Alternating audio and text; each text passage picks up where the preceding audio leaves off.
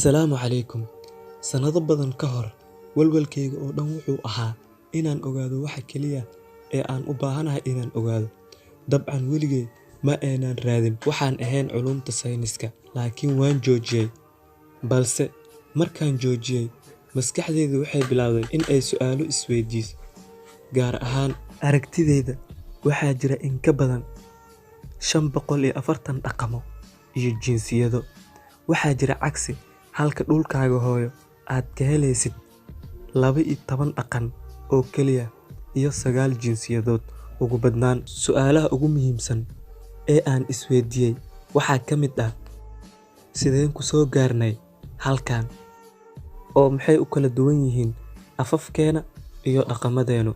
Uma aanan raadin asalka aadanaha juqraafi ahaan, laakiin waxaan si kooban u baaray ilbaxnimooyinka, taariikhda, iyo sida dadku u soo ifbaxay ilaa ay halkan yimaadeen. Waxaan halkan ku kala saari doonaa ilbaxooyinkii ugu fiicnaa taariikhda iyo boqortooyinkii taariikhda iyo guulihii ay soo gaareen.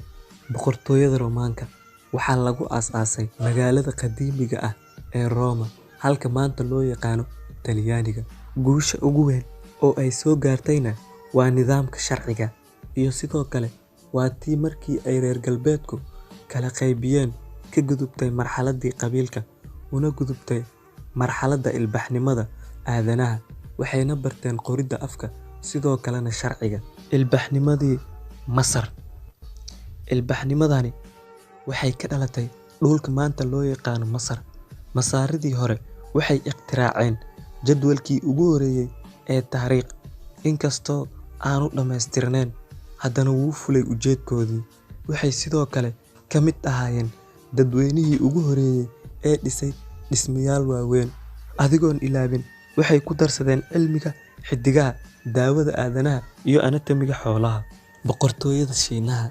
Sida ku xusan khilaafka Islaamka, boqortooyada Shiinaha waxay soo martay marxalado dhowr ah, waxaana soo xukumay dhowr nooc oo isir ah marka laga reebo Qin iyo Ming dynasties oo ahaa kuwii ugu wanaagsanaa intii ay xukunka hayeen.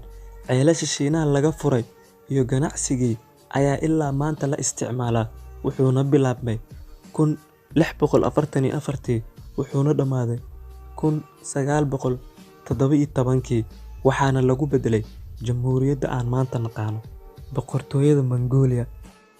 Inkastoo ay soo bandhigin guul muhiim u ah aadanaha oo dhan, laakiin reer Mongolia waxay leeyihiin fikrad kale.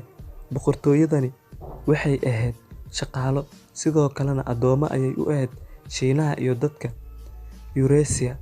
Laakiin Mongolia maxaa ka dhigay dowlad awood badan? Si dhaqso bay cadaalad ku heshay, waxaana u dhashay hogaamiyihii Genghis Khan. Ilbaxnimadii Giriigga. Ilbaxnimadani waxay bilaabatay waqti u dhow Roomaanka.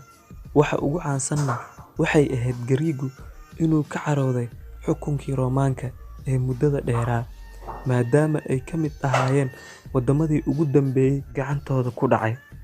Waxa ay badankoodu ku fiicnaayeenna waa cilmiga xisaabta.